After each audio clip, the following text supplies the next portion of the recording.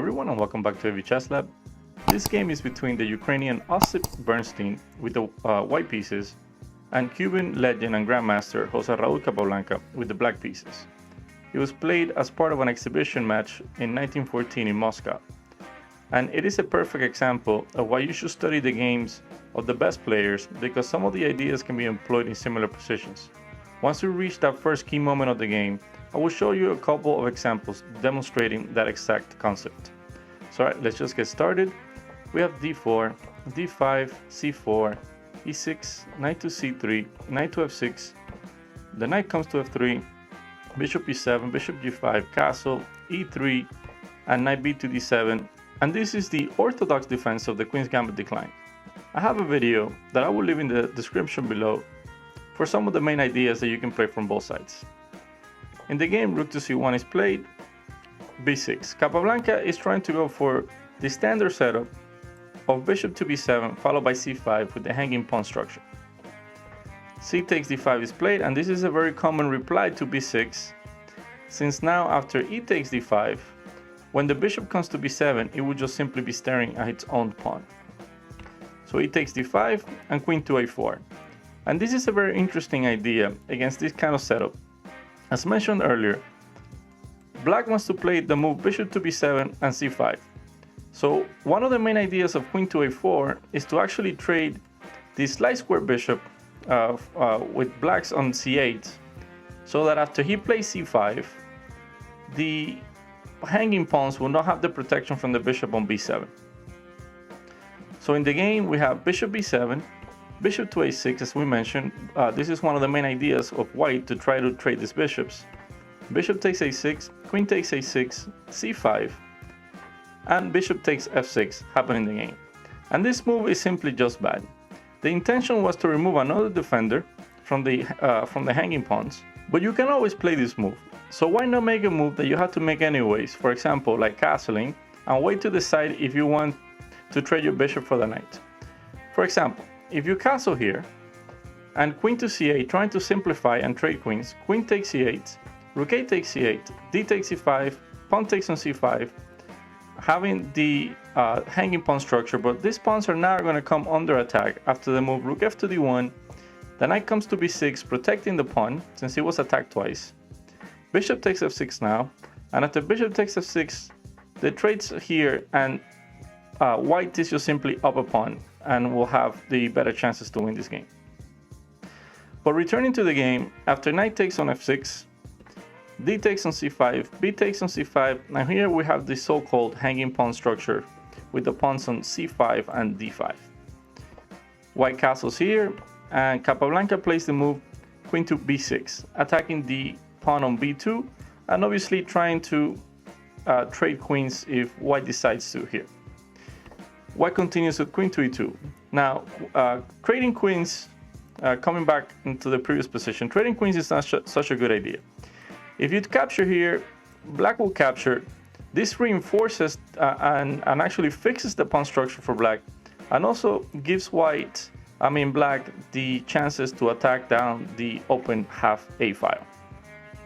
So for that reason, queen to e2 is played, and here Capablanca plays this move c4.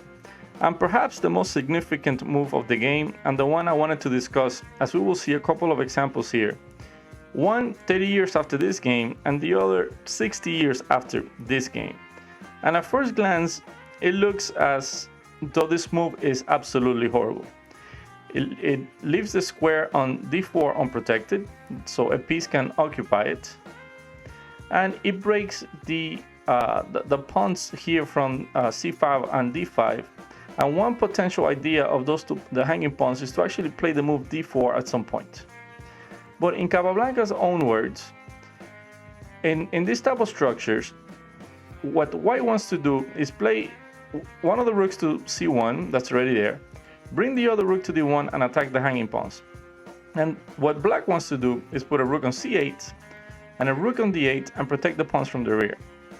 But if you look at this position, Capablanca said that his bishop on e7 was so bad that even after achieving the perfect structure with the rooks on c8 and d8, that this bishop will simply be doing absolutely nothing, and all it will be doing is protecting his pawn on c5. So his idea was to play c4 and try to exchange the bishop on e7 for the knight on b4, from where it would have, at least better prospects in the game. So before we continue, I want to show you a couple of examples. This position is from the game between Bertok and the one and only Bobby Fischer, played in 1962, a whole 30 years after Capablanca played his move to c4. So before we continue in this game, and I'm only going to show a few moves, just look at the pawn structure. We have the a pawn. In Capablanca's game, the pawn is still on a7. Here on Fischer's game is on a5, but we still have these pawns here. We have the hanging pawns, and we have this 4 versus 3 on the king side. So the pawn structure is very similar. The minor pieces are a little different. Instead of the dark square bishop, we have the white square bishop, and of course the rooks have not occupied the center yet. But in this position, what did Bobby Fischer play? Yes, you guessed it, the move to c4, learning from his predecessor Capablanca from 30 years earlier.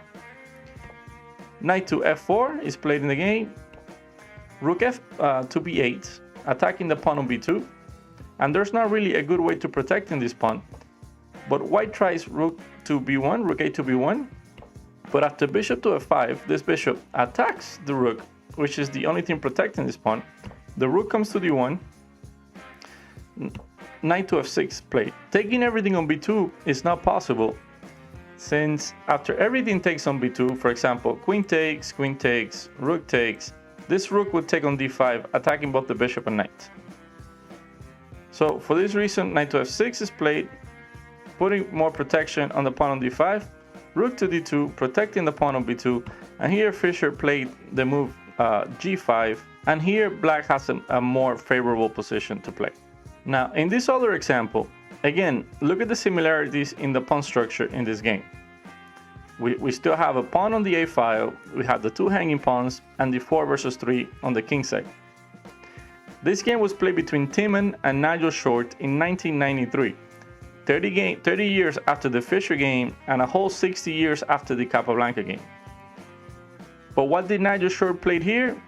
If you said the move to c4, then you were paying attention. So this move also blocks the protection of the b5 pawn by the bishop. So in the game, a4 is played, the rook comes to e6, and this maneuver that Nigel Short played is absolutely incredible. The rook comes to c2, the other rook comes to the e file, knight to f3, knight to e4, hitting the queen goes to a1, and here Nigel played this move to f6, and black is doing very well.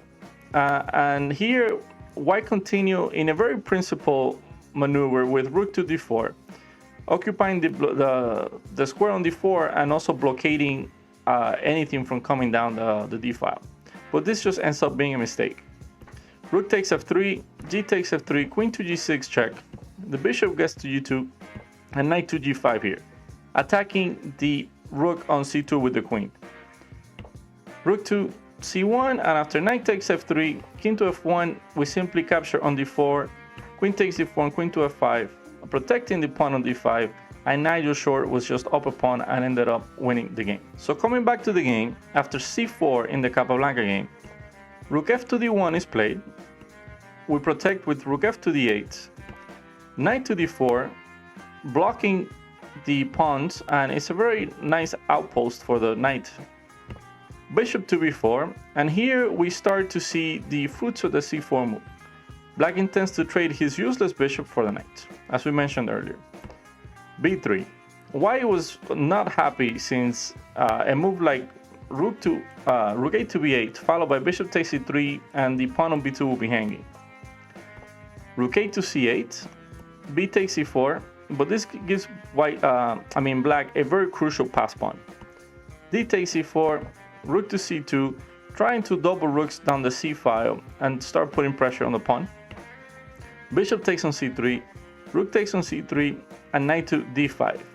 The knight finally reaches the center and is now able to support the advance of the c pawn.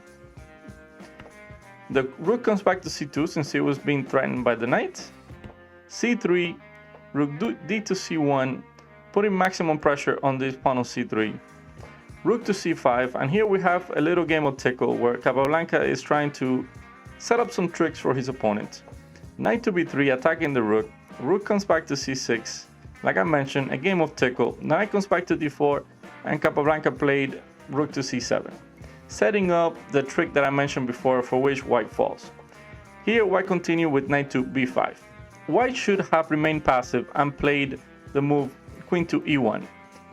After rook d to c8, knight to e2, rook to c4, black's pawn remains very powerful and it cannot be taken. For example, if knight takes on c3, everything gets exchanged on c3, and after queen to b1, this would just be mate in one move. After queen to e1, queen takes on e1. So, but coming back into the game, after knight to b5, rook to c5, white falls for the trick and goes for knight takes on c3. The knight captures, rook captures, and here Bernstein must have been expecting queen to b1, queen to f1, and queen takes a2. But instead, Capablanca played an astonishing move, and I will give you a couple of seconds if you want to figure this one out. All right, if you found the nasty queen to b2, then you are an absolute beast. And here in this position, Bernstein decided to resign the game. So let's take a quick look at the variations. If queen takes on b2, rook to d1 is checkmate. So that was not possible.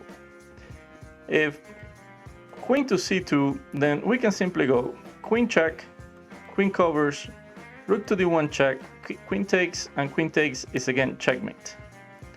Another possibility after queen to b2 was to go simply queen to e1, but again the same idea, queen captures on c3, queen captures, and rook to d1 is checkmate. So every variation just leads to checkmate, and Bernstein decided to call it a day after queen to b2. A very masterful move by the prodigy Jose Raul Capablanca from Cuba.